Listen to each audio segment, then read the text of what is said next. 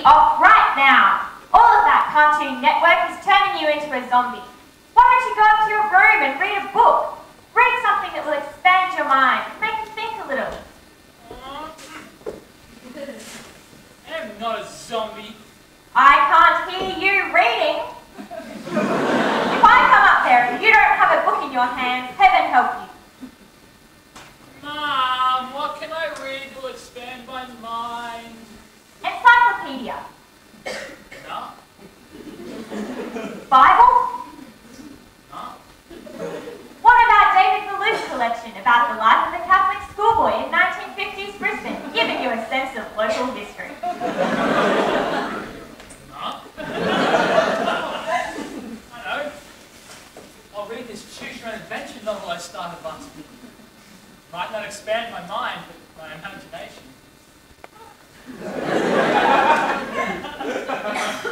The jungle is thick. You can hear voices. Are they the voices of the deceased members of your expedition team? They sound too real. You continue to hack your way through the jungle with your giant Gillette Mac 3 triple blade machete. Soon you can see the flickering light of the campsite. You cautiously proceed. You see a boulder by the edge of the campsite and you shelter behind it to observe the proceedings. You see there is a tribe of savages spit roasting a leopard. Thinking about how long it's been since last food, you wonder if you could sneak down and steal some of the meal. At that point, you notice a rough path along the side of the boulder that appears to lead down to the campsite. Do you make your way down the path and steal some of the meal? Or do you safely sneak past and continue on your way through the jungle? I want to go down the campsite.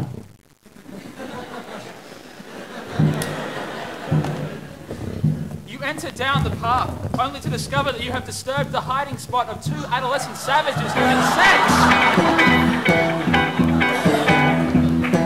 They sound the alarm. Woo! Woo! And soon the whole tribe is in hot pursuit of you. It's not long until you are caught and strung up on a spit. The last thought you have as your skin slowly melts into the fire is, if this leopard couldn't outrun them, what made me think I could?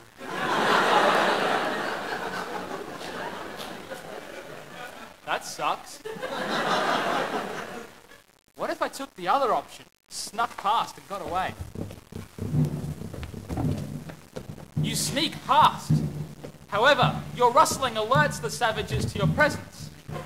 They start chasing you. You have a good head start, and you're able to keep that distance between you. Soon you come to a clearing. In the clearing there is a helicopter and a unicycle.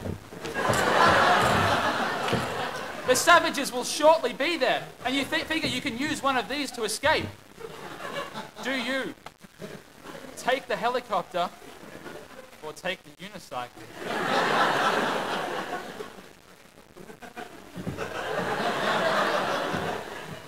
I want to take the unicycle.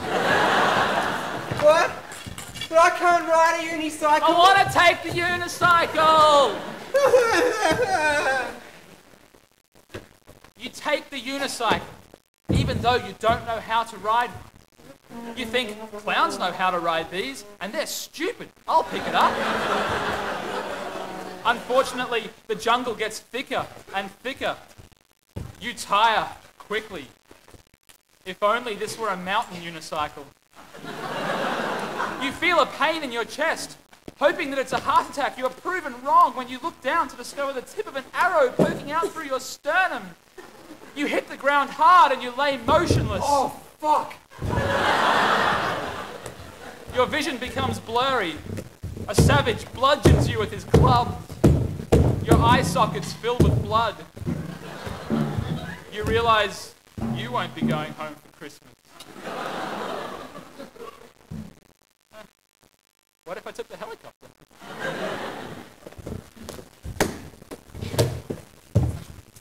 You take the helicopter.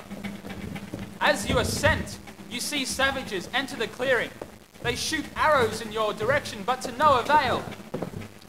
After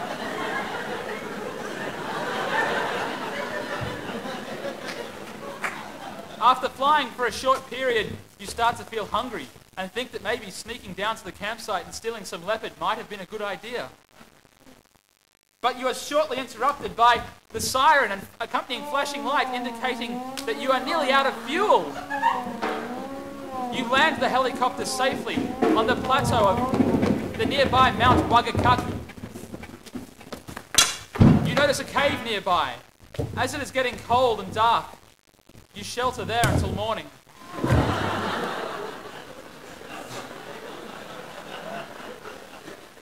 In the clear light of day, you see that your adventure can take one of two paths.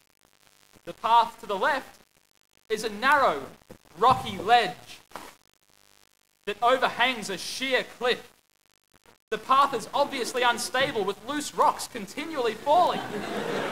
You can see the path is covered in dew and wet from the morning, covered in moss and wet from the morning dew. The strong winds buffet the cliff, and while you are watching, a savage mountain goat, usually renowned for its sure-footedness, loses its footing and plummets to its death on the sharp, poisonous rocks below. The path to your right, however, is a well-lit, gently sloping, lightly wooded track that leads into more jungle. Do you choose left or choose right? I'm going to choose left. What? No, fuck that. I'm sick of dying on account of your stupid decisions. A slippery, rocky cliff face. With sharp, poisonous rocks. Poisonous rocks is obviously the wrong choice. Not even the mountain goat could survive it. They spelt it out when they said, usually renowned for its sure-footedness. Your mother's right, you watch too many cartoons. Fine, go the other way. Good, read it. Fine. You go right and enjoy a leisurely stroll through the jungle. After much strolling, you see light at the end of the path. You are slightly confused by this and intrigued as to its source. You walk on. You approach the end of the track and emerge from the thick jungle upon a bitumen road.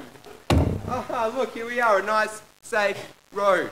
There's no crazy, obsessed, hungry goat or any other shit. We'd never made it home with you in charge. Thanks for nothing, you wanker. Asshole. And as you complacently walk off into the distance, dreaming of tucking into one of your mother's home-cooked roasts, you're run down and killed by an insane taxi driver?